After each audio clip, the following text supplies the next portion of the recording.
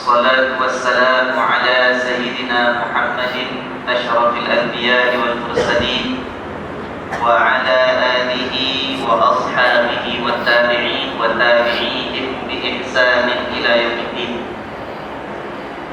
Tuan-tuan dan puan-puan yang dirahmati Allah, marilah sama-sama kita memulakan majlis kita pada malam ini dengan memohon taufik, hidayah dan pimpinan daripada Allah Subhanahu wa taala. Mudah-mudahan Allah anugerahkan kita ilmu dan kefahaman yang diberkatinya, ilmu yang memimpin perjalanan hidup kita tunduk sebagai hamba-Nya yang bertakwa, yang melaksanakan perintah-perintahnya, yang meninggalkan apa jua larangan dan tegahannya.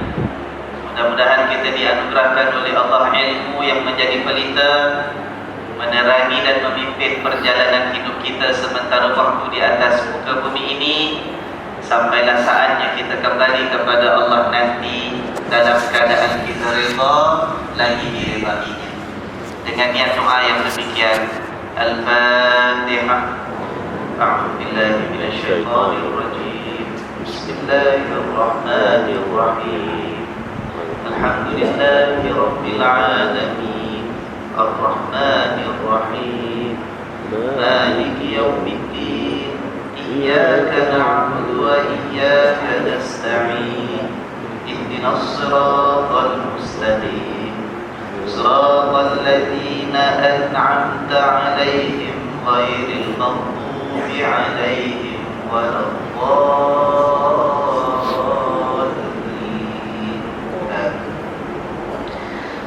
Alhamdulillah, kita panjatkan syukur dan puji-pujian yang sebanyak-banyaknya kehadirat Allah Subhanahu wa taala. Malam ini Allah kurniakan kita kesempatan, peluang untuk kita bertemu bersama dalam majlis yang penuh dengan barakah ini. Malam ini, majlis kita ini ialah majlis pelancaran awal kepada ketibaan bulan Ramadan yang akan datang, yang mana pada tahun ini juga insya-Allah diatur program-program yang tertentu untuk menghidupkan Ramadan kita nanti. Mudah-mudahan Ramadan kita Ramadan yang lebih baik daripada Ramadan yang lain. Mudah-mudahan apa yang diatur oleh sahabat-sahabat dan saudara-saudara kita untuk membantu kita menghayati dan menghargai Ramadan, mudah-mudahan semua usaha yang dirancangkan itu diberkati oleh Allah, dan kita juga mudah-mudahan mendapat manfaat daripada apa yang diaturkan itu nanti. Bulan Ramadan dah tinggal berapa minggu ya? Lebih kurang 1 bulan lebih sedikit, sebab sekarang dah hujung Rajab dah, ya kan? Masa bergerak begitu pantas, ya kan? Kita pejam celik, rasanya baru kemarin kita sambut Hari Raya, baju raya pun masih garing lagi.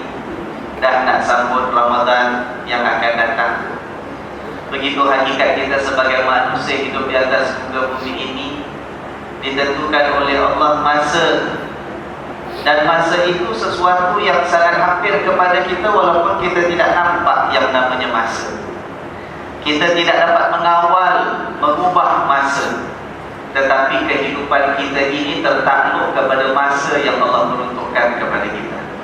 Bagi orang yang beriman, dia akan menggunakan hatinya yang murni, akal yang dianugerahkan oleh Allah untuk mengambil iktibar daripada peredaran masa dan waktu.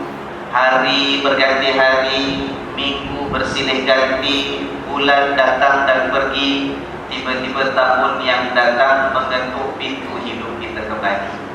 Kita akan bertemu dengan Ramadan. Rugi kalau manusia ini dalam kesibukannya, berbagai urusan yang diatur untuk kehidupan dunianya, kalau sampai tidak mengambil iktibar, kalau sampai tidak merenung dan memikirkan hakikat kehidupannya sebagai manusia yang senantiasa tertakluk dengan umur dan usia yang ditentukan oleh Allah. Sebab itu tuan-tuan dan puan sekalian, Allah Subhanahu wa taala berfirman mengingatkan kita,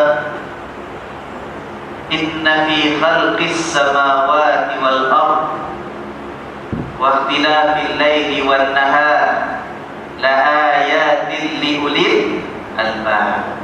Sesungguhnya dalam kejadian langit dan bumi dan peredaran malam dan siang itu terdapat tanda-tanda dan peringatan bagi orang-orang yang memiliki albab, yang memiliki hati yang berfikir. Itu albab. Jadi Allah jadikan langit bumi untuk manusia ini berfikir, terutama orang yang hatinya bersih dengan keimanan dan memanfaatkan akal fikiran yang dikurniakan oleh Allah. Melihat hari bermula dengan terbitnya matahari, lalu berterusan sehingga matahari pun tegak di langit yang tengah, kemudian ke barat, dan akhirnya siang itu tinggal berlalu digantikan dengan waktu malam yang gelap. Malam pula begitu, satu malam kita berehat, akhirnya besoknya digantikan dengan waktu siang. Dia tak berhenti, terus berputar. Sebab begitulah yang diatur oleh Allah Subhanahu wa ta'ala. Jadi kata Allah, itu semua adalah tanda dan peringatan bagi orang yang mempunyai akal fikiran dan hati yang bersih.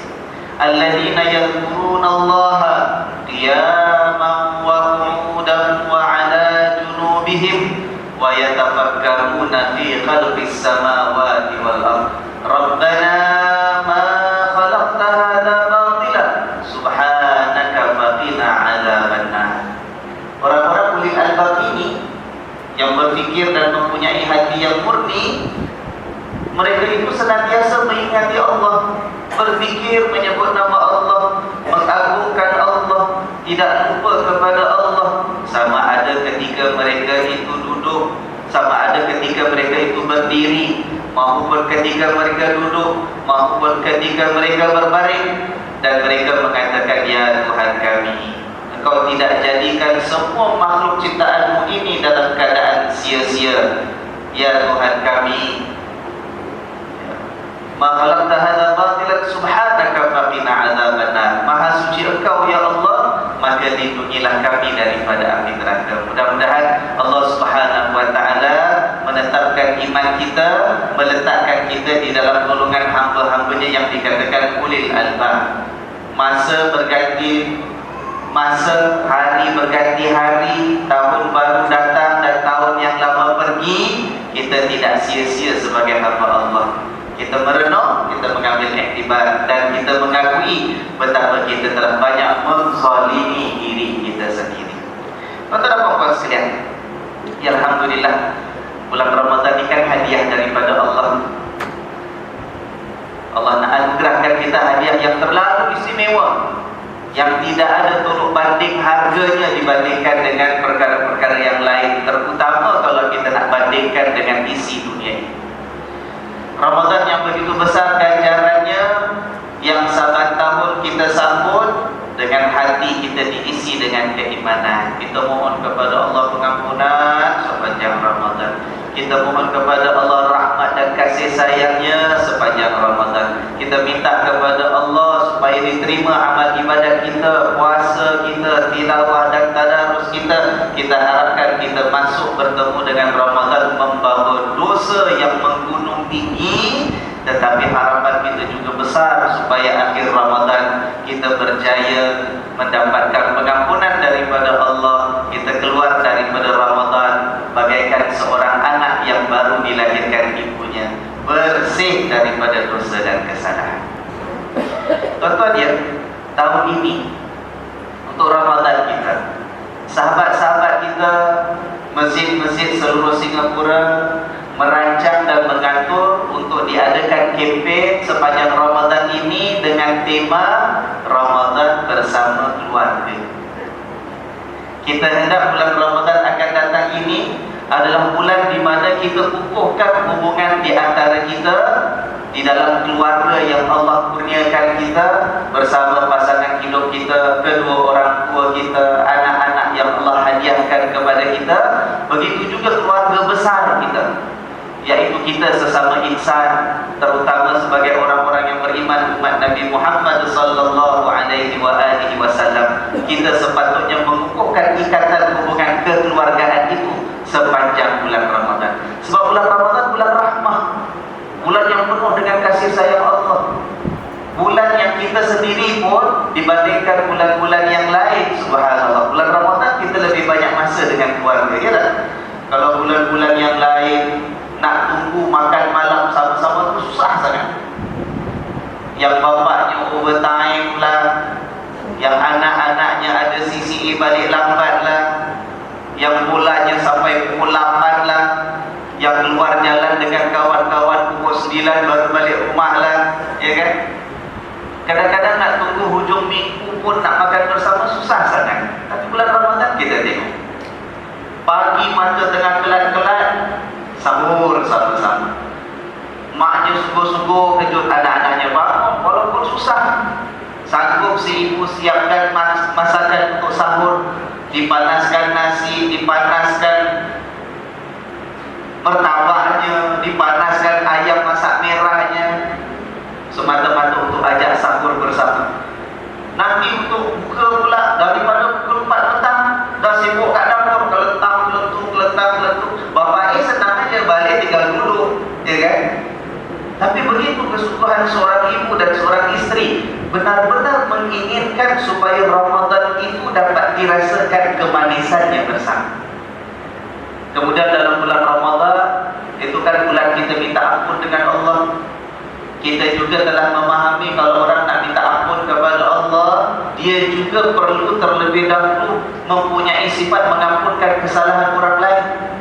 Bukankah ada hadis di mana Rasul sallallahu alaihi wasallam pernah memberikan gambaran orang kalau tidak tahu mengampunkan orang lain kesalahannya, susah untuk mendapatkan pengampunan daripada Allah untuk kesalahan diri. Macam mana Allah nak ampunkan seorang hamba kalau hamba itu sendiri hatinya keras, hatinya sombong, hatinya tidak mampu memandang kesilapan orang lain itu sebagai sesuatu yang layak dimaafkan. Tapi kalau dia sendiri salah dengan Tuhan, sibuk nak minta ampun dengan Allah Subhanahu wa taala. Sebab itu bila bulan Ramadan kita lihat bulan kita memaafkan sesama kita. Sebab itu kalau orang tanya ni datang daripada mana budaya orang Melayu ni, orang Islam ni, kalau datang bulan Hari Raya pula sibuk minta ampun, minta maaf zahir dan batin, datang daripada mana? Sebenarnya bukan sesuatu yang tak ada langsung sandarannya dalam agama, cuma disesuaikan dengan jiwa orang Melayu. Jiwa orang Melayu ni dia lembut, dia halus. Dia kalau buat salah dia rasa bersalah dan dia nak memaafkan orang dan minta dimaafkan oleh orang. Dan itu adalah hikmah daripada pengampunan yang Allah sediakan sepanjang bulan Ramadan, supaya bulan Ramadan kita minta ampun kepada Allah. Cukup Ramadan, jangan sampai ada dosa itu yang masih tergantung tidak diampunkan sebab ada dosa sesama kita yang kita tidak saling memaafkan. Itu dah jadi budaya orang lain.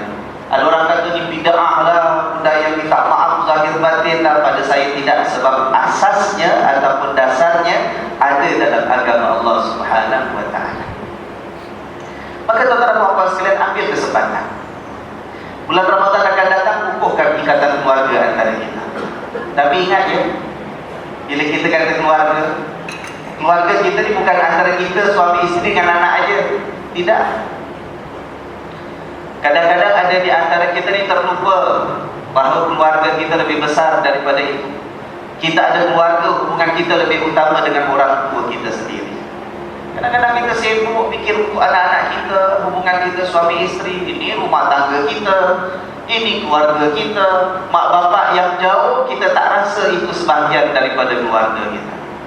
Kemudian mak bapak kita lain, mertua kita lagi, adik-beradik kita lagi, itu semua adalah keluarga kita. Kukuhkan hubungan kekeluargaan di dalam bulan Ramadan. Tuan-tuan ya, saya nak cerita sedikit. Ambil iktibar daripada kehidupan baginda Rasulullah sallallahu alaihi wasallam. Saya katakan kita ini hidup, Allah anugerahkan kita keluarga, satu hadiah, satu nikmat yang sangat besar. Hargai nikmat keluarga yang Allah hadiahkan.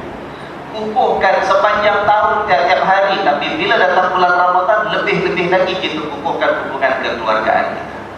Sementara masih ada orang tua, bila datang bulan Ramadan, kalau kita sedar lepas raya tahun lepas dah jarang sangat kita berikan perhatian. Jarang kita jumpa, jarang kita ziarah, jarang kita malah nak telefon pun susah. dengan anak-anak kita, dengan sibuknya kita, dengan sibuknya anak-anak. Ambil peluang bulan Ramadan ini kita kukuhkan, sementara orang tua masih ada dan sementara kita masih ada lagi kesempatan duduk bersama-sama dengan anak-anak kita. Kita lihat dari Rasulullah sallallahu alaihi wasallam. Nabi menghadapi cabaran, jalankan tugas berdakwah di jalan Allah Subhanahu wa taala, mengajak orang beriman, mengatur kehidupan masyarakat. Ada masanya terpaksa berhadapan dengan musuh. Mana layan orang Islam lain, layan yang orang bukan Islam lain, dengan jiran tetangga lain, yang rombongan orang daripada luar Madinah datang melawat dan ziarah lain. Subhanallah. Kita lihat hubungan Nabi sallallahu alaihi wasallam dengan keluarga baginda. Ada masanya terdapat cabaran. Dan peritnya yang dihadapi oleh Rasulullah sallallahu alaihi wasallam dengan anak-anak baginda. Sebab itu bila kita ini ada kesempatan, kita ambil dan kita manfaatkan kesempatan yang ada ini. Bukan, jangan sampai nanti bila dah sampai masanya, orang tua dah tak ada, baru nak teringat-ingat. Nanti bulan Ramadan teringat maknya dah tak ada, bapaknya tak ada. Bila nak dekat raya lagi lah dengan lagu-lagu raya mendayu-dayu, mak tak ada, bapak tak ada, anak yatim piatu lah. Sementara anak-anak masih ada, manfaatkan. Tuan-tuan ya, Rasulullah sallallahu alaihi wasallam itu dianugerahkan beberapa orang anak oleh Allah Subhanahu wa taala, ya kan? Ada anak lelaki, ada anak perempuan. 6 orang anak Nabi sallallahu alaihi wasallam adalah daripada perkahwinan Nabi dengan Sayyidatuna Khadijah radhiyallahu anha.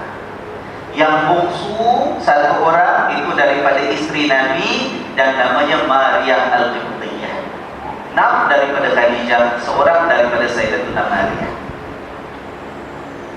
Anak Nabi yang nombor 1, anak perempuan.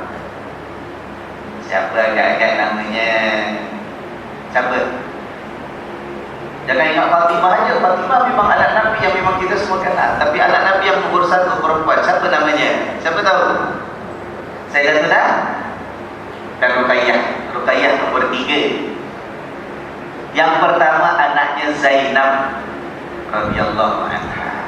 Sayyidatuna Zainab. Kemudian anak yang kedua lelaki, namanya Al-Qasim.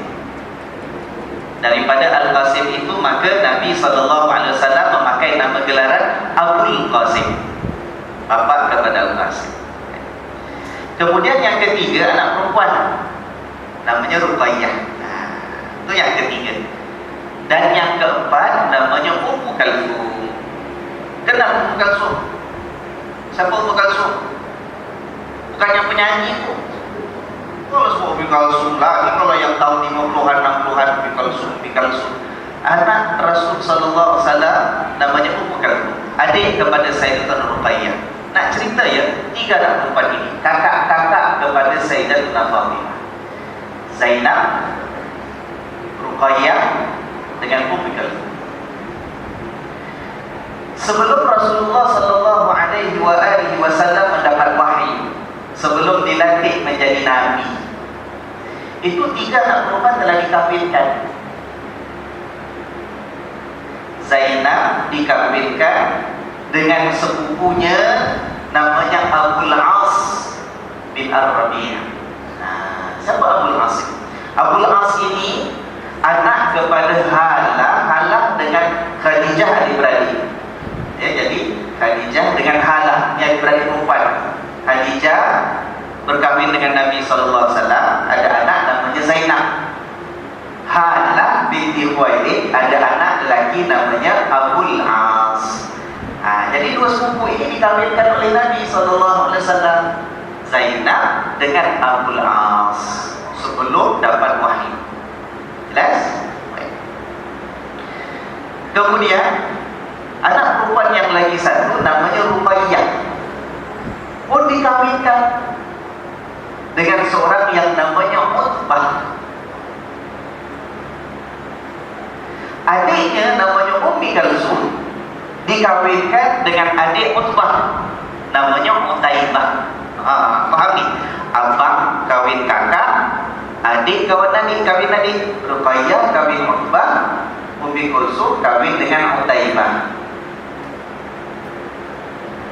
Utbah dengan Utaibah ini kenal tak bapaknya siapa?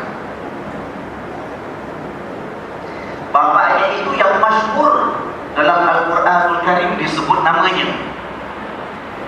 Dan bapaknya itu namanya disebut dalam surah yang saya yakin hampir semua hafal surah itu.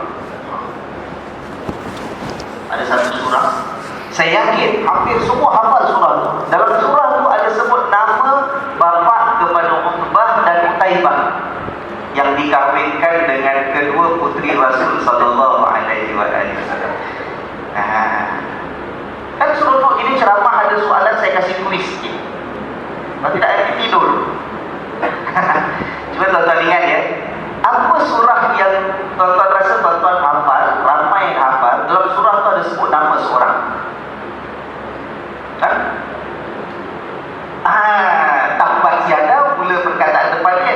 Siapa nama orang yang dalam surah itu? Abu Lahab. Tabbat yada Abi Lahabin wa tabbat. Abu Lahab. Jadi kalau orang tanya Abu Lahab itu siapa dengan Nabi?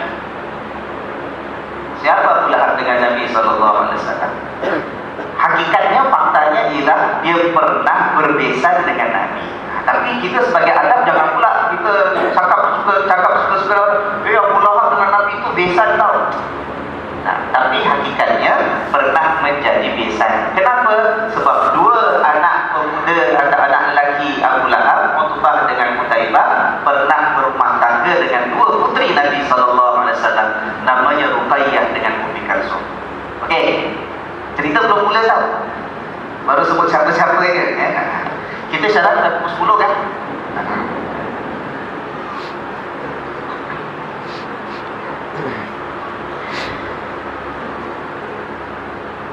Selepas Rasulullah sallallahu alaihi wasallam mendapat wahyu daripada Allah,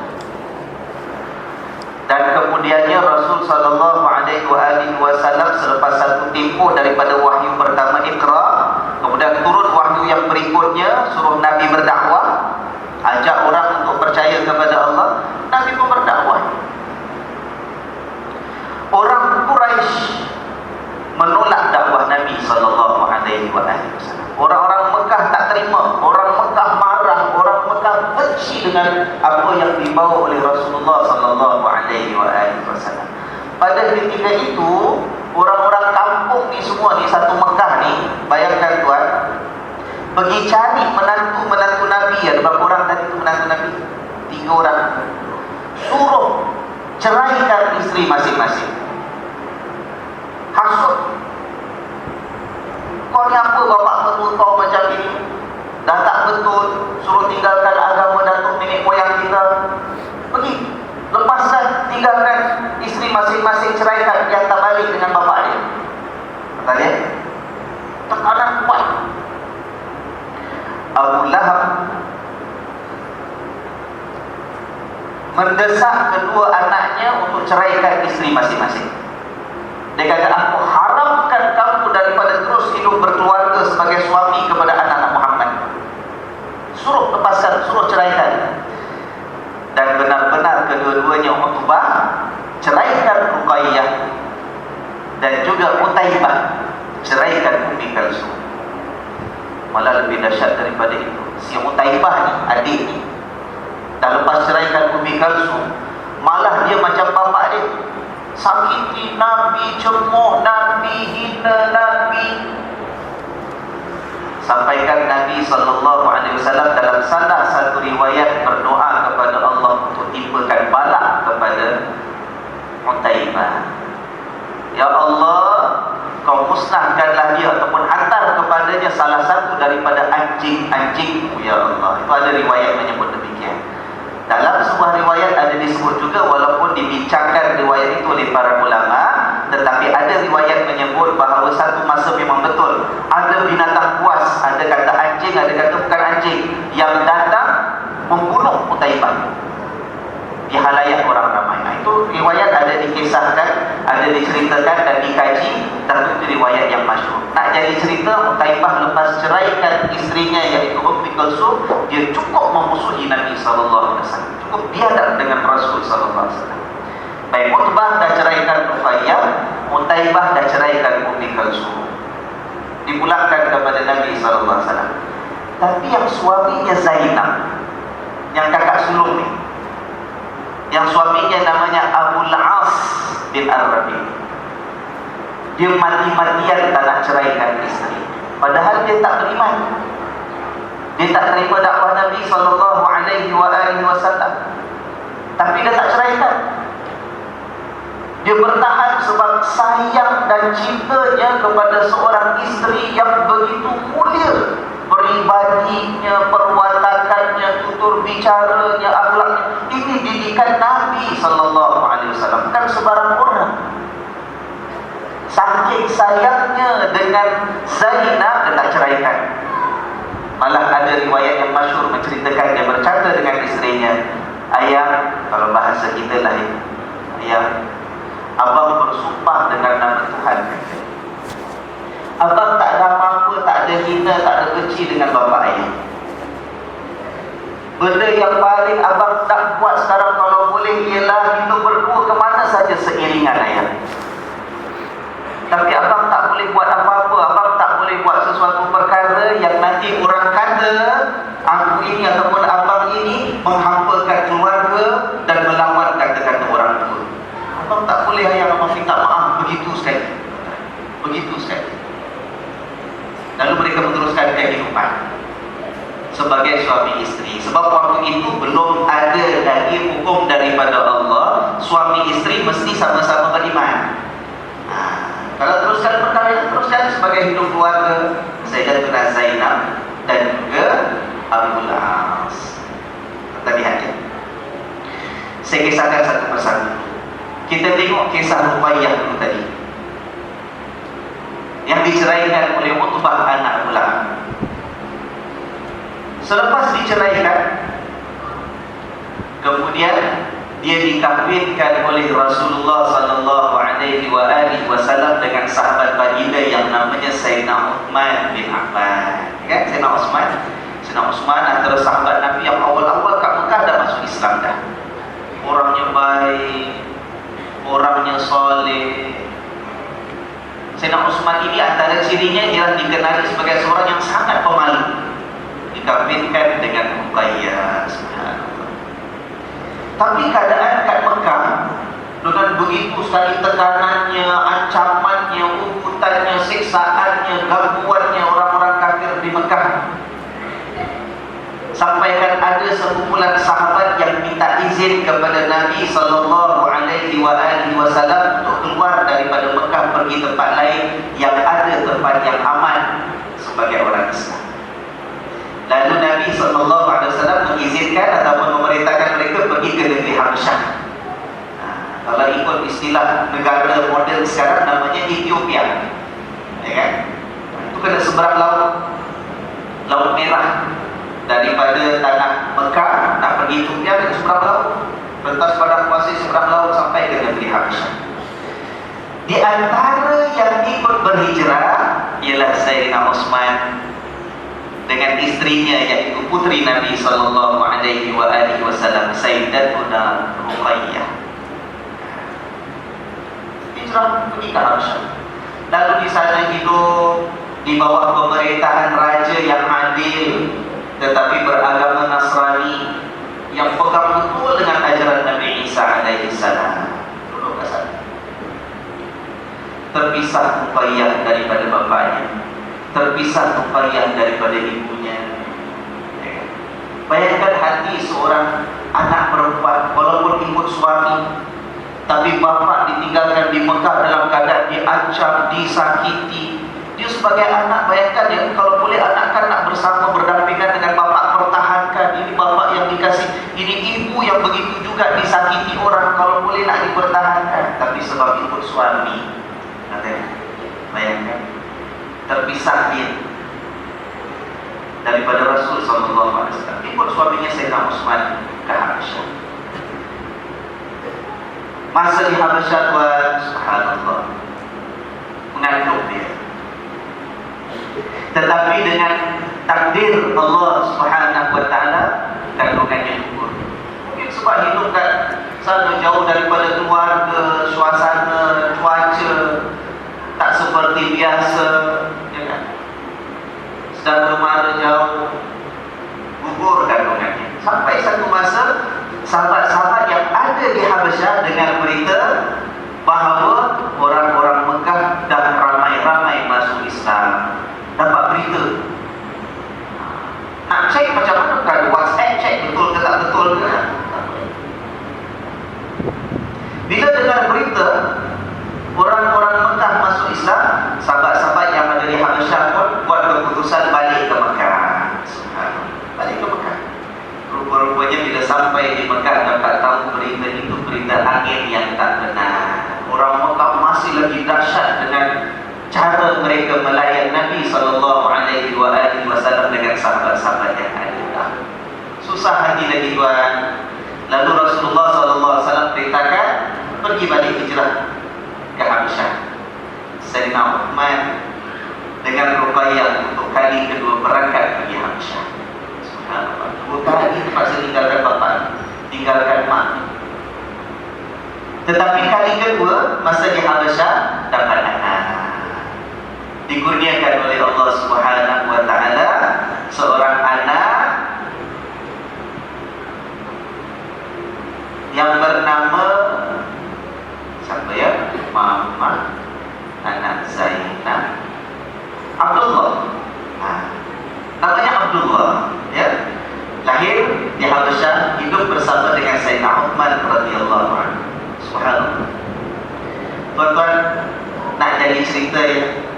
Dalam keadaan susah payah hidup di Habasyah, sampai satu masa dapat berita betul-betul mengatakan bahawa Nabi SAW dengan para sahabat akan berangkat berhijrah ke Madinah. Jadi sahabat-sahabat yang ada di Habasyah pun ikut susul daripada Habasyah berpindah untuk bersama-sama dengan Nabi SAW di Madinah. Berangkat balik. Susah payah lagi. Ruqayyah berpindah randah bersama-sama dengan suami yang disayangi oleh Sayyidina Uthman bin Affan radhiyallahu anhu. Sampai di Madinah barulah dapat ditemukan semula dengan ayahdanya. Tapi rupa-rupanya bukan semuanya itu membahagiakan. Bukan semuanya kata orang tu happy ending. Sebab apa? Bila sampai di Madinah bertemu dengan Rasulullah SAW, tengok-tengok rupanya ada seorang insan yang dikasihi dan dirindui telah tidak ada. Siapa? Ibunya Khadijah radhiyallahu anha. Ibunya Khadijah meninggal semasa di Mekah. Dan ibunya meninggal bukan dalam keadaan senang lenang, tuan-tuan. Ibunya Khadijah radhiyallahu anha meninggal dalam keadaan keperitan sebab 3 tahun itu kan diputuskan hubungan, diboikot oleh orang-orang Mekah. Mereka duduk satu kawasan, tak boleh berniaga, tak boleh jual beli barang, tak ada barang nak buat makan, tak ada apa nak berikan pada anak-anak kecil, pun tak ada. Merana, tuan-tuan, diboikot oleh orang-orang Mekah.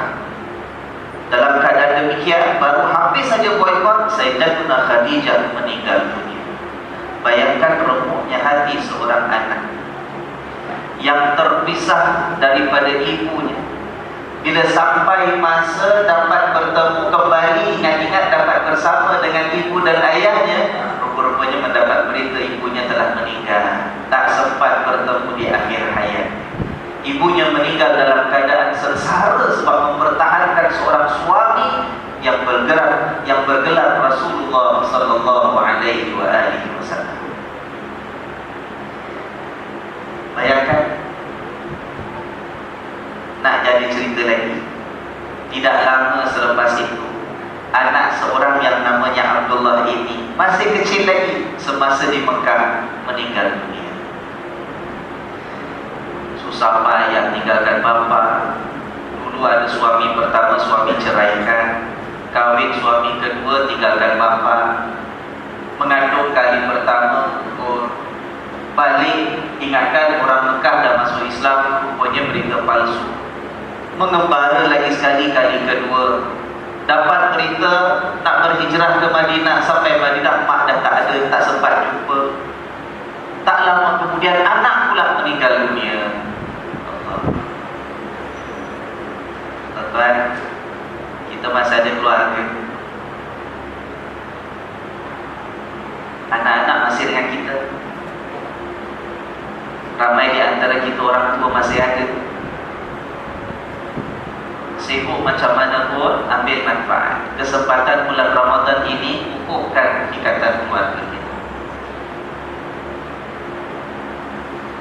Tak lama lepas anaknya meninggal dunia, Sayyidatuna Ruqayyah radhiyallahu anha jatuh sakit. Lalu dia pula meninggal dunia. Bayangkan hati dan perasaan seorang bapa.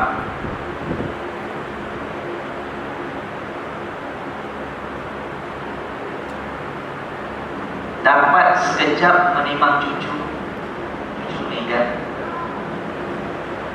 Tak lama lepas itu anak perempuannya meninggal. Dan yang sedih sangat bukan setakat Nabi SAW. Suaminya Sayyidina Utsman bin Affan sedih sangat. Sedih sangat. Sampaikan bapa mertuanya iaitu Nabi SAW perasan kesedihan yang ada menggamit hati dan perasaan menantunya ini, bertanya, kenapa kau sedih sangat wahai Utsman?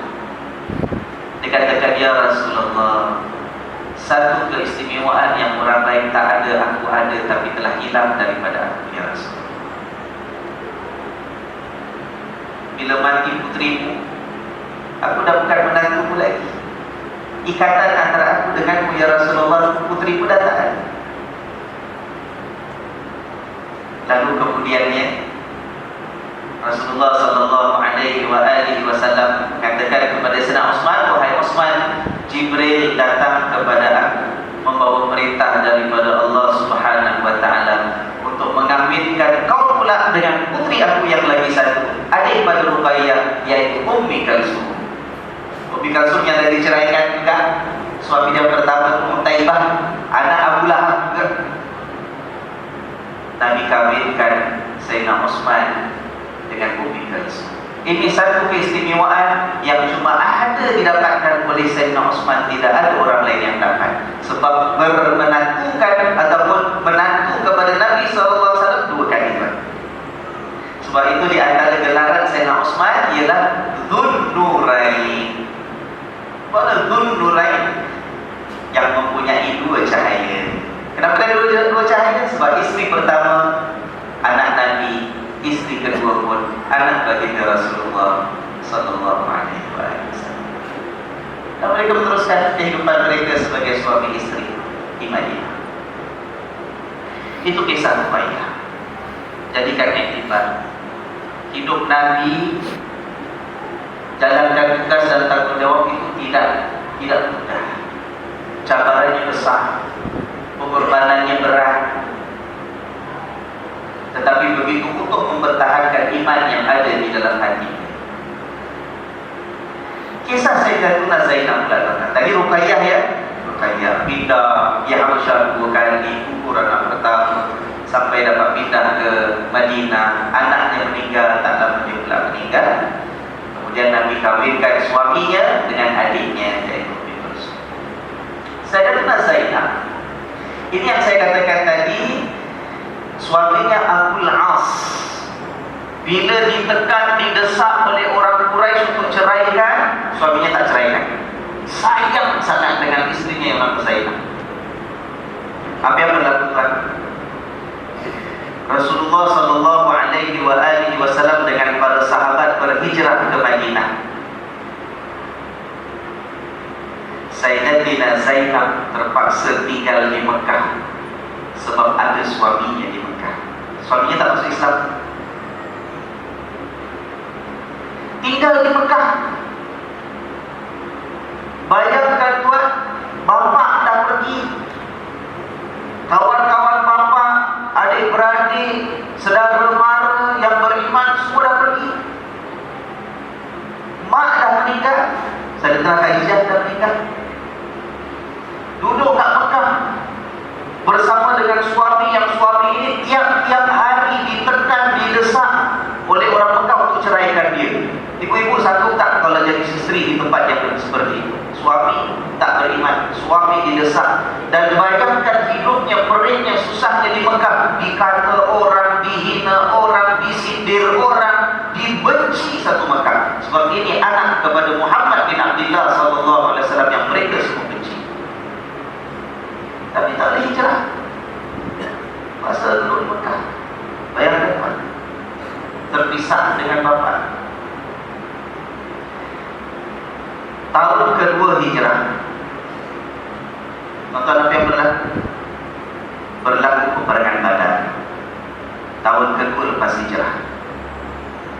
Dan suaminya yang namanya Abul As ikut sama-sama tentera daripada Mekah pergi ke Madinah. Tuan-tuan, nak buat apa pergi Madinah?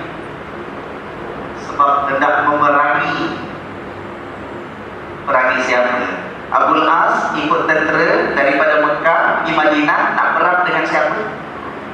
Dengan bapa mertuanya, yaitu Nabi Muhammad SAW. Bayangkan hati seorang isteri dan seorang putri. Bapaknya suami tak masuk Islam, aku tinggal kat Mekah. Jiran-jiran yang ada semua yang macam ni. Bukan yang macam ni.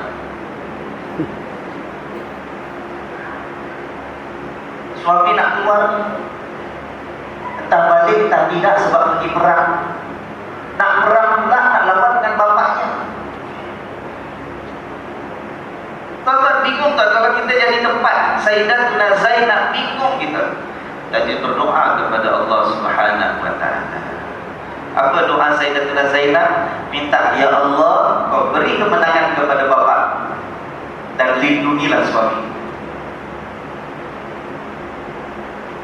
Doa Sayyidatuna Zainab. Menangkan bapa, lindungi suami. Lalu bertempur dua pasukan di medan pertempuran Badar.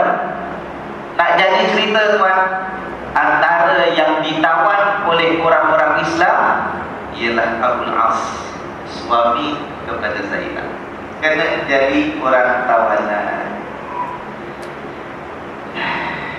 Ditawan oleh siapa? Bapak mertuanya. Ini yang suruh masuk Islam, tak ada masuk Islam. Sebab itu sampai anak aku tak dapat hijrah ikut aku, tinggal kat sana, hidup tertekan. Kalau kita jadi bapa mertua, apa kita buat dengan menantu macam ni? Tapi tak begitu kan akhlak Nabi SAW. Kemudian dia tak jadi cerita, Sayyidatuna Zainab dengar berita suaminya tertawan.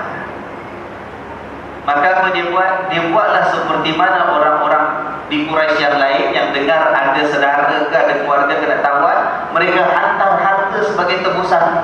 Hantar harta supaya ditebus, bebaskan keluarga mereka daripada tawanan orang-orang Islam di Madinah.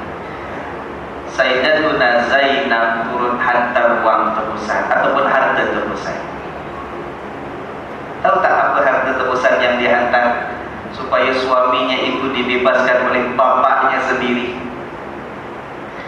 Dihantar kalung, tahu kalung tak? Peninggalan marhumah ibunya Khadijah radhiyallahu anha. Itulah satu-satu peninggalan mak yang ada. Harta yang sangat disayangi.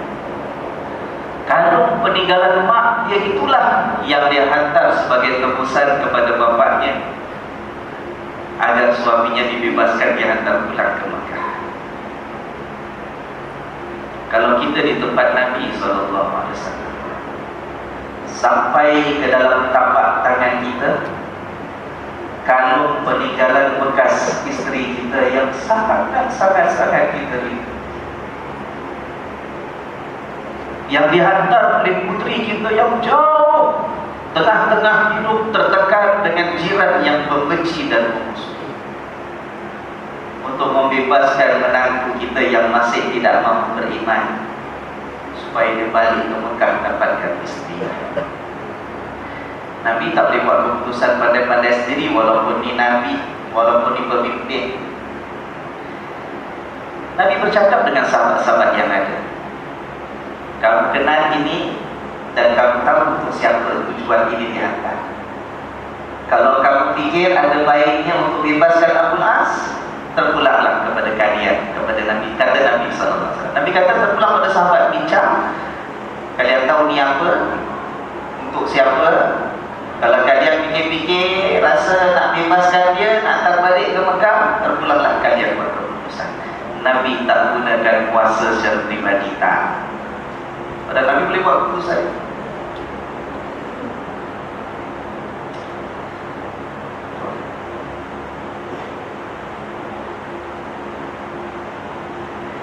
Pada sahabat buat keputusan, ya Rasulullah, kita terima dan kita hantar dia balik ke Mekah.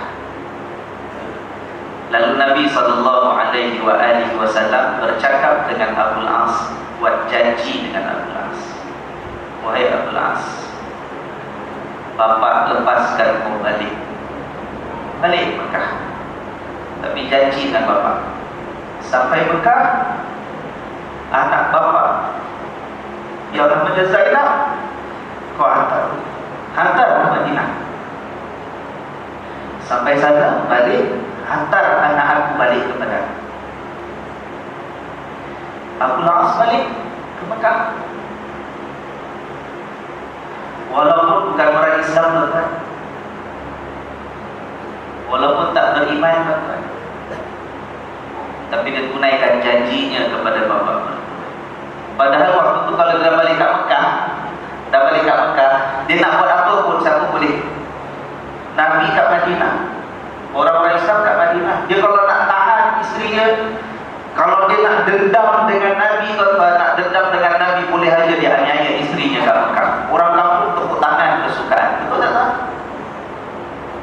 Tapi sebab sayangnya dengan si isteri yang namanya Zainab dan hormatnya dengan Rasulullah SAW, sampai di Mekah dia tunaikan janjinya dengan Nabi.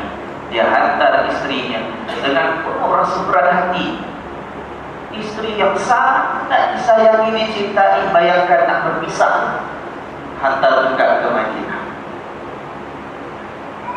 Sayyidatuna Zainab berangkat ke Madinah dan bersatu kembali dengan ayahandanya Nabi Muhammad SAW.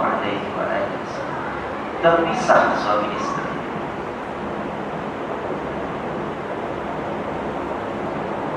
Yang masih punya isteri, hargai. Yang masih punya suami pun, hargai.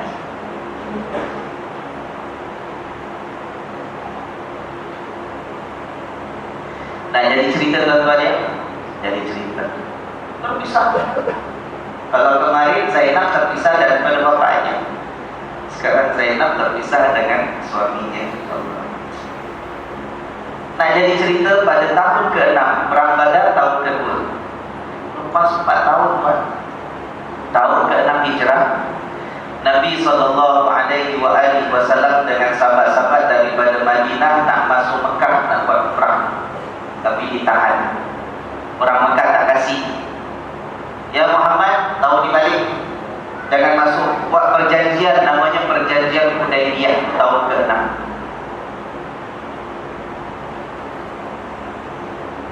Nabi balik. Sahabat tak selesa, macam mana kita dah 3 orang masuk dah, bukan orang boleh larang kita. Ikut pada perjanjian itu pun berat sebelah, tak adil. Tapi dah itulah perjanjian yang diterima oleh Nabi SAW. Nabi kata kita balik, batalkan ihram masing-masing, sembelih dam kambing kan sebagai denda sebab batalkan dam, pakai ihram nak masuk Mekah tapi tak jadi masuk, nak batal balik. Habis perjanjian, Nabi jumpa dengan sahabat yang semua berkhemah luar Mekah, kita balik, tanggalkan baju masing-masing, kita balik. Nabi masuk khemah, sedih. Sampai isteri Nabi tanya, bang, kenapa bang sedih sangat?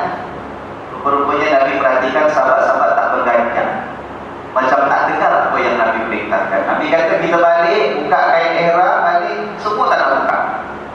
Sebab macam tak percaya tuan, macam kita dah nak masuk dah. Buat perjanjian suruh balik, padahal tak adil. Isterinya pun, isteri baginda SAW nasihatkan, inilah bang, saya nasihatkan, kalau abang cakap semua tak dengar, tak apa. Abang keluar, abang ambil kambing yang ada, dah siap untuk sembelih, abang sembelih depan semua orang. Biar sahabat-sahabat tengok betul, memang Nabi serius betul-betul kena balik. Sembelih depan orang semua. Nabi pun ikut saran aku, Nabi sembelih binatangnya sebagai dam nak buka ihram. Sahabat tengok, baru mereka semua sedar betul-betul kena balik, semua balik. Itu tahun ke-6 perjanjian Hudaibiyah. Nah, lepas perjanjian Hudaibiyah ini nak berlaku satu cerita. Abul As yang tadi suaminya Zainab, dia ni ahli peniaga. Dan di antara dia punya, kita kata tugasan dia ialah selalu diberi upah oleh orang Mekah untuk bawa barang perniagaan mereka, diwakilkan pada dia, bawa ke negeri Syam. Syam itu sekarang kawasan Syria. Pergi sana berniaga kat sana, untungnya bawa balik, baru dibagikan kepada tuan punya harta perniagaan. Jadi broker lah, ya, jadi businessman, wakil kepada orang-orang Mekah. Jadi dia pergi.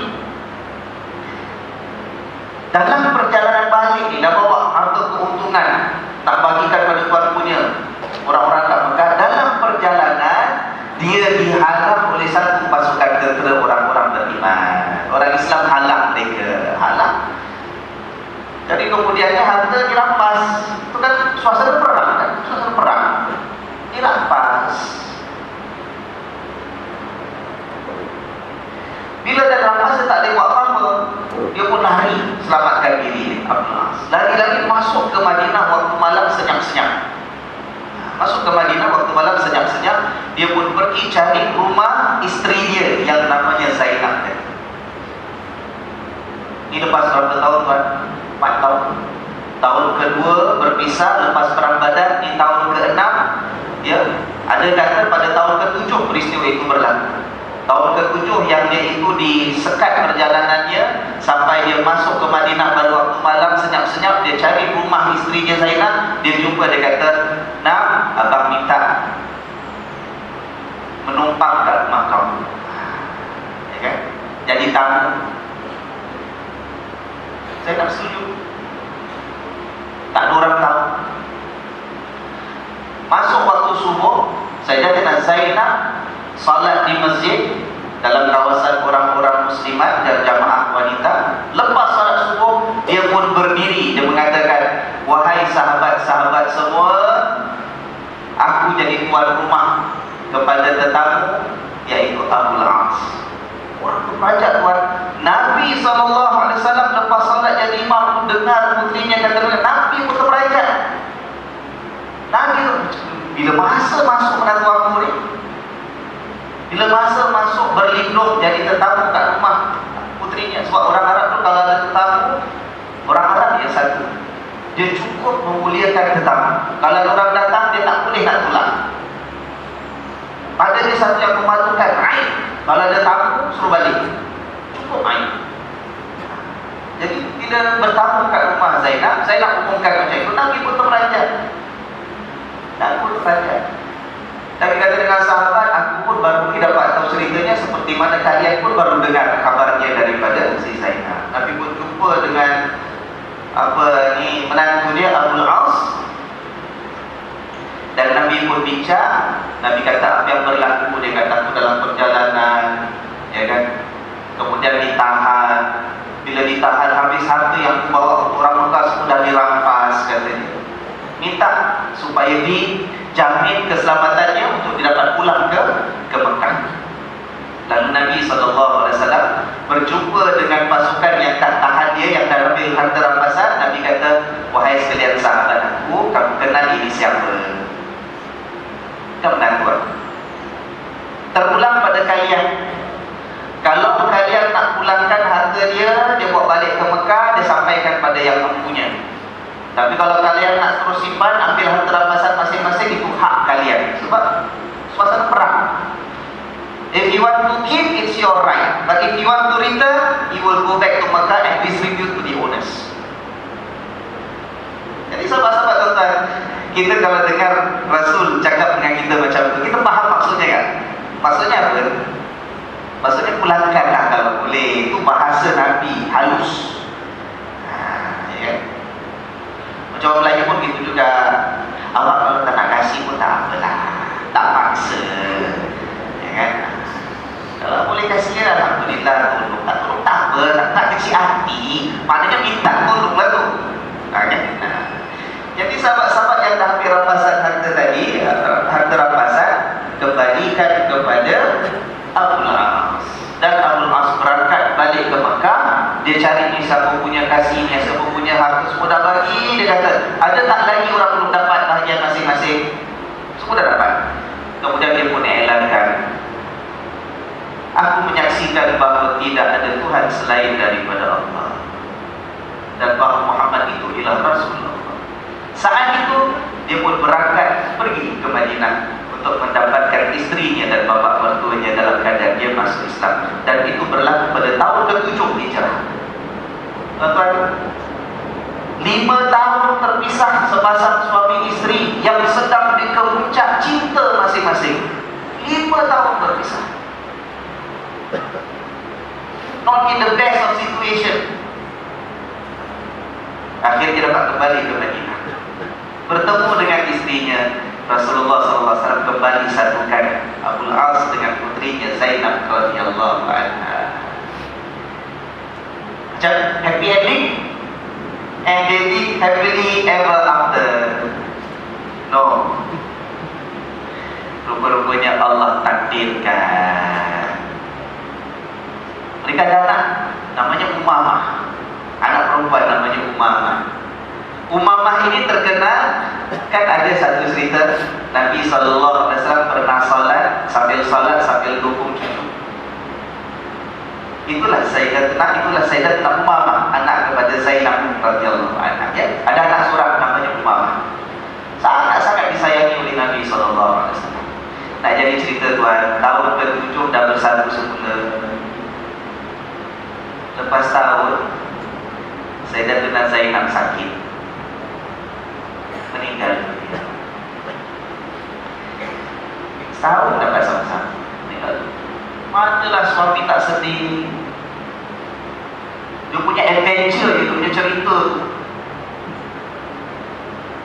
yang dulu didesak, ditekan orang kafir, tapi dia pertahankan mahligai cintanya. Pergi perang, kena berhadapan dengan mertua sendiri, kena tangkap jadi tawanan, dapat dibebaskan balik Mekah. Balik Mekah pula kena hantar balik isteri kepada bapa mertua. Lepas 5 tahun ataupun lepas 4 tahun kena tangkap lagi. Ya kan? Lepas tu beriman, pergi ke Madinah, baru nak mulakan kehidupan baru penuh kebahagiaan. Setahun saja isterinya meninggal dunia, tuan-tuan. Allah atur demikian. Dia punya sedih, sampaikan ada riwayat diceritakan Rasulullah SAW seringkali nampak dia duduk kat kubur, jalan pada waktu malam seorang-seorang sebab jiwa.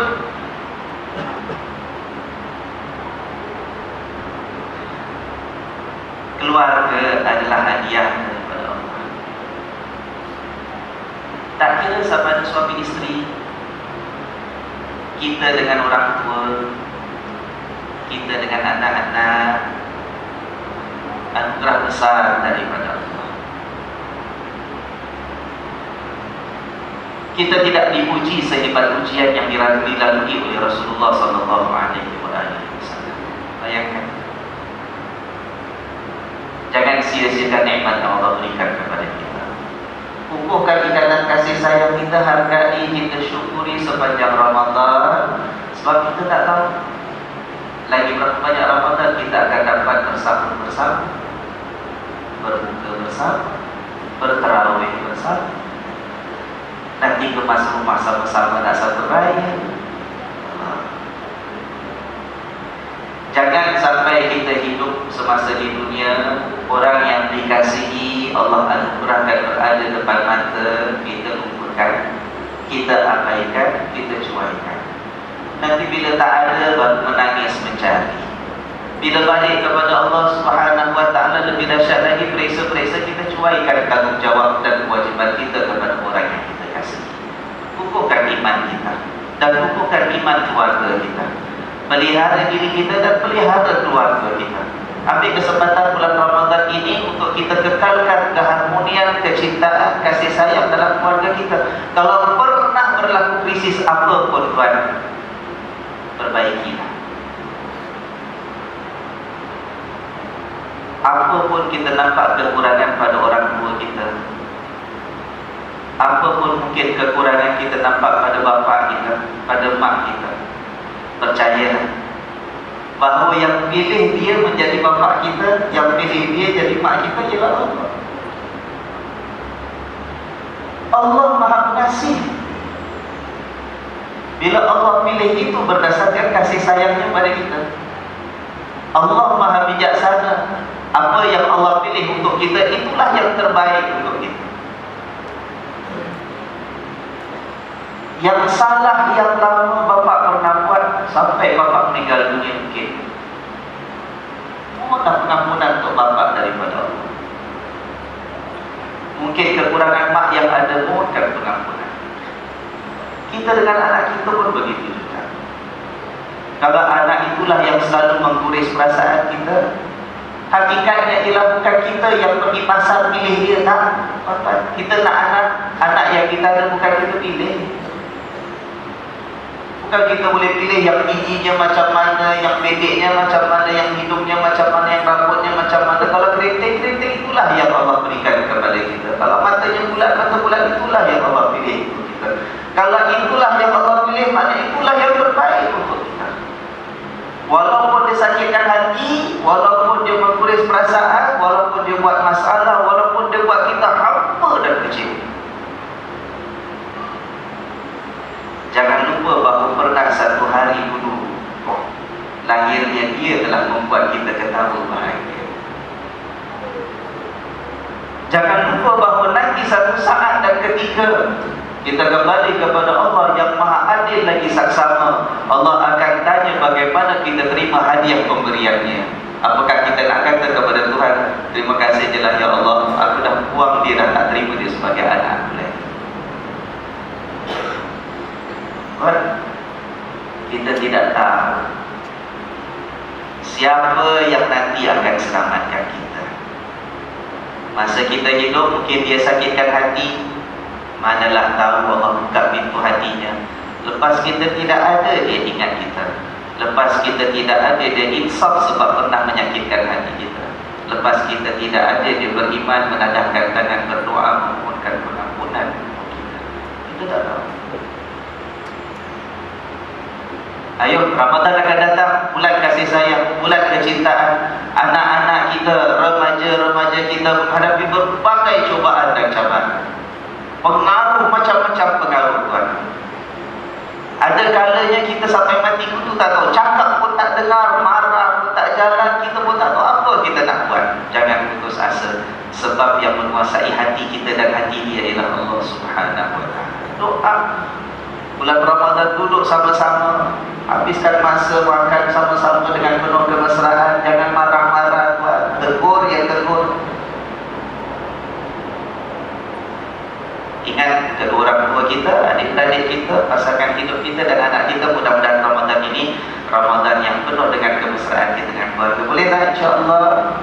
Bila kita bersatu hati dengan penuh kemesraan kerana Allah, Allah akan lindungi kita sama-sama. Tapi kalau kita pilih untuk memecahkan kasih sayang yang ada, kasih sayang Allah tak akan terima diberikan kepada kita. Irhamu man fil ardi yarhamkum man fis sama. Kasihi yang ada kat dunia sesama kamu, baru Allah akan kasihi kamu. Man la yarham la yurham. Siapa tak tahu nak mengasihi, dia tidak akan dikasihi oleh Allah Subhanahu Wa Taala.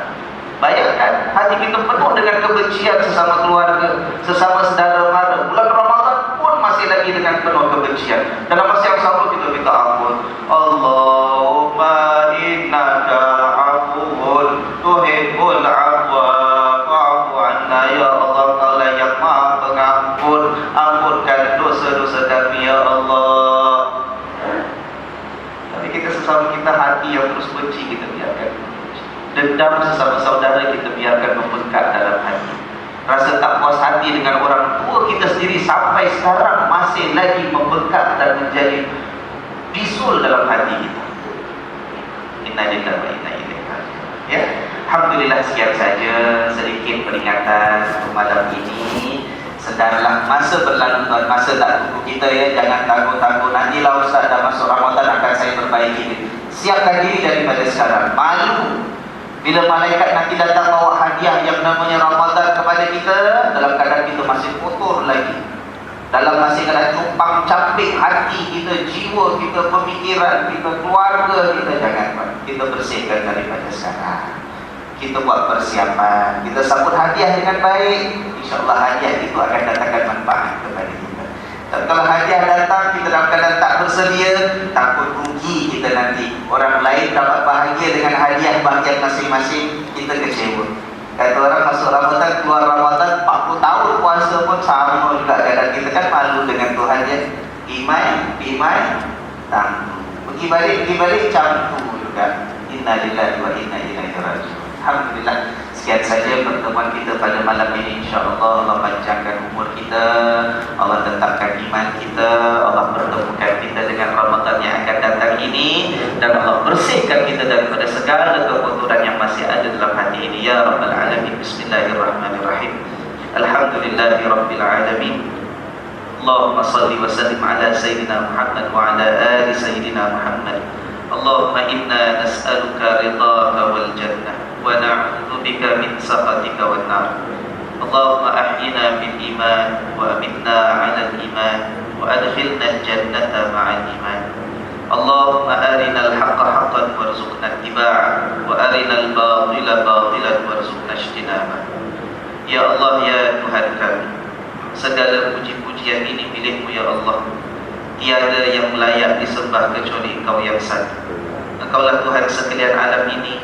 Engkaulah yang menjadikan langit dan bumi ini ya Allah. Engkaulah yang memiliki dan menguasai segala yang ada di langit dan bumi milik ini ya Rabbal Alamin. Sesungguhnya kami ini adalah hamba-hamba-Mu yang lemah lagi kerdil. Tiada daya dan tiada upaya kami melainkan hanya dengan bantuan dan perlindungan. Ya Allah, ya Tuhan kami bermohon dan meminta hanya kepada-Mu ya Allah, agar Kau jadikanlah kami ini hamba-hamba-Mu yang saleh, yang senantiasa mengejar keridhaan, yang senantiasa mengharapkan rahmat dan kasih sayang, yang senantiasa mencita-citakan nikmat hidup di dalam syurga-Mu nanti ya Arhamar Rahim.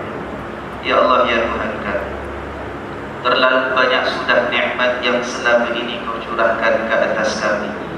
Terlalu luas rezeki yang telah selama ini Kau anugerahkan kepada kami ya Allah. Namun kami mengaku juga masih terlalu sedikit kesyukuran kami terhadap, masih lagi terlalu sedikit ketaatan kami di dalam mematuhi perintah-perintah. Sedangkan di dalam masa yang sama pula masih lagi terlalu banyak kesalahan dan keterlanjuran, kesombongan dan kedegilan kami sepanjang hidup kami selama ini ya Rabbal Alamin. Ampunkanlah dosa-dosa kami, ampunkanlah segala kesalahan dan kesilapan kami. Bersihkanlah hati-hati kami ini ya Allah. Padamkanlah segala bentuk kehitaman dan kekotoran yang masih lagi mencemari kitab catatan amalan kami. Ya Allah, ya Tuhan kami, telah terlalu banyak kami menzalimi diri kami sendiri. Seandainya Kau tidak ampunkan kami, sekiranya Kau tidak merahmati dan tidak mengasihani kami, nescaya termasuklah kami dalam golongan hamba-hamba-Mu yang rugi ya Allah. Ampunkan dosa-dosa kami, ampunkan dosa kedua orang tua kami. Rahmatilah mereka ya Allah, sebagaimana mereka bersusah payah mendewasakan kami semenjak kecil kami dahulu. Ya Allah, ya Tuhan kami, sekiranya ada di antara bunda ataupun ayah kami yang masih hidup, Engkau lanjutkanlah umur mereka di dalam keimanan dan ketakwaan. Lindungilah mereka daripada segala bentuk kejahatan maupun keburukan. Peliharalah mereka daripada apapun perkara yang mendatangkan penderitaan dan kesengsaraan kepada mereka ya Allah. Namun sekiranya kalaulah ada di antara bunda ataupun ayah kami yang telah terlebih dahulu kembali kepada-Mu sebelum kami ya Allah, kami meminta kepada agar Kau ampunkanlah juga dosa-dosa dan kesalahan yang pernah mereka lakukan semasa hidup mereka dahulu. Angkatkanlah darjat mereka di sisi, lapangkanlah kubur mereka itu ya Allah. Hiaskanlah kubur mereka dengan cahaya yang paling indah. Jadikanlah kubur mereka itu bagaikan taman-taman syurga. Janganlah pula sebaliknya Kau jadikan kubur mereka seperti lubang neraka ya Ar-Rahman Rahim. Sesungguhnya mereka itu seperti kami adalah hamba-Hamba yang sangat lemah. Tiada daya dan tiada upaya kami menanggung azab siksaan ya Rabbal Alamin. Pandanglah kami, pandanglah kedua orang tua kami, pandanglah ahli keluarga kami ya Allah dengan pandangan reza dan kasih sayang. Pandanglah kami dengan pandangan rahmat dan kecintaan. Pandanglah kami dengan pandangan maghfirah dan pengampunan ya Allah. Ya Allah ya Tuhan kami, hanya kepada-Mu kami memohon perlindungan. Janganlah Kau jadikan kami ini hamba-hamba-Mu yang Kau kurniakan ilmu dan pengetahuan, tetapi ilmu ini tidak mendatangkan kebaikan kepada kami di dunia maupun di akhirat nanti. Kami mohon perlindungan-Mu ya Allah. Janganlah Kau jadikan kami hamba-hamba-Mu yang memiliki hati, tetapi hati yang tidak pernah mahu tunduk di hadapan keagungan dan kebesaran. Lindungilah kami daripada menjadi hamba-hamba-Mu yang memiliki nafsu, tetapi nafsu yang tidak pernah kenal terti puas dan kenyang melakukan dosa dan maksiat terhadap-Mu ya Allah. Lindungilah kami daripada menjadi hamba-hamba-Mu yang memiliki lidah, tetapi lidah yang tidak pernah lembut menyebut nama-Mu, lidah yang tidak pernah basah membaca ayat-ayat-Mu ya Allah.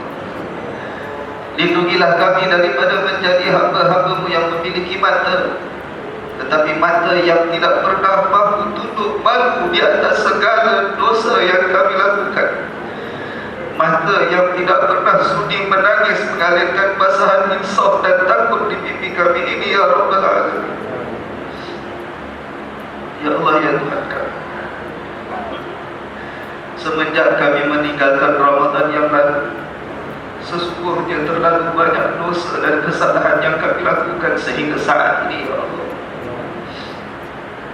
Bersihkanlah hati kami, kuatkanlah keazaman di dalam jiwa kami untuk memohon pengampunan, untuk mentaati perintah.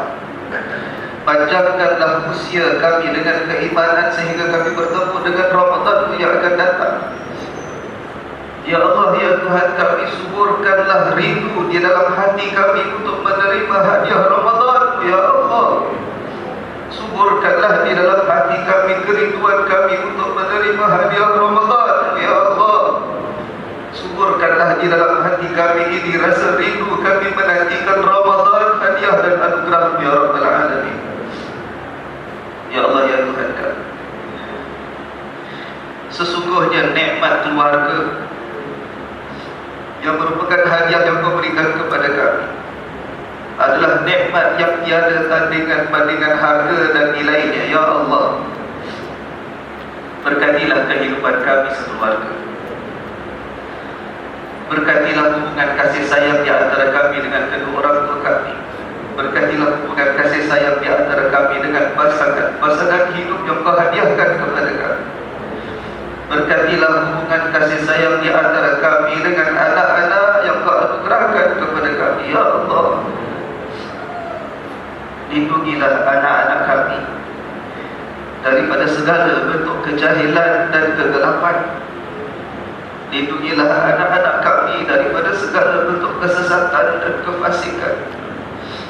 Kurniakanlah kami kekuatan dan kefahaman untuk dapat melaksanakan tanggungjawab kami kepada anak-anak yang Kau hadiahkan. Ya Allah ya Tuhan, kabulkan doa kami, tunaikan segala hajat kami ya Rabb. Dengan penuh rasa malu kami akui kesalahan dan kekurangan yang masih banyak kami miliki. Namun tiada tempat untuk kami meminta melainkan hanya kepada-Mu ya Allah. Maka dengan penuh rasa malu inilah kami meminta kepada-Mu. Kurniakanlah kami kebaikan di dunia, kurniakanlah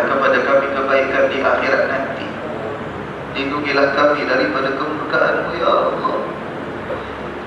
Lindungilah kami daripada kebencian-Mu ya Allah. Lindungilah kami daripada segala keburukan hidup sementara waktu di atas muka bumi ini.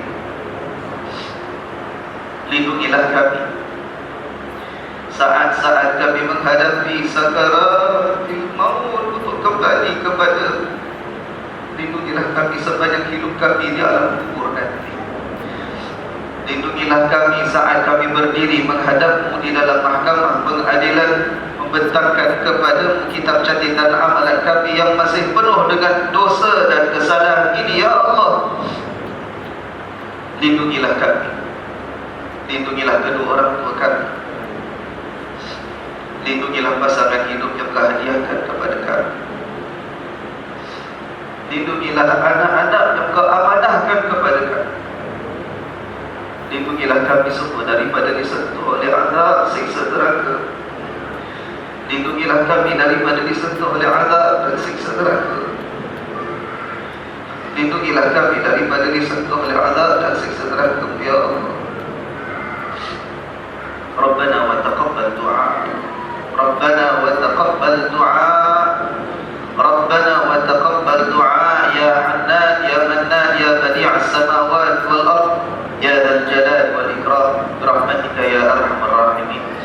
Wa sallallahu ala sayyidina Muhammad wa ala alihi wa sahbihi wa sallam. Subhana rabbika rabbil izzati amma yasifun wa salamun ala al mursalin walhamdulillahi rabbil alamin. Taqabbalallahu minkum. Sehingga kita bertemu dalam bulan yang akan datang. Subhanakallahumma wa bihamdika asyhadu an la ilaha illa anta astaghfiruka wa atubu ilaik. Subhanakallahumma wa bihamdika asyhadu an la ilaha illa anta astaghfiruka wa atubu ilaik. Subhanakallahumma wa bihamdika asyhadu an la ilaha illa anta astaghfiruka wa atubu ilaik. A'udzu billahi minasy syaithanir rajim. Bismillahirrahmanirrahim. Wal 'ashri innal insana lafi khusr illa alladhina amanu wa 'amilus salihati wa tawasaw bil haqqi wa tawasaw bis sabr. Assalamualaikum warahmatullahi wabarakatuh.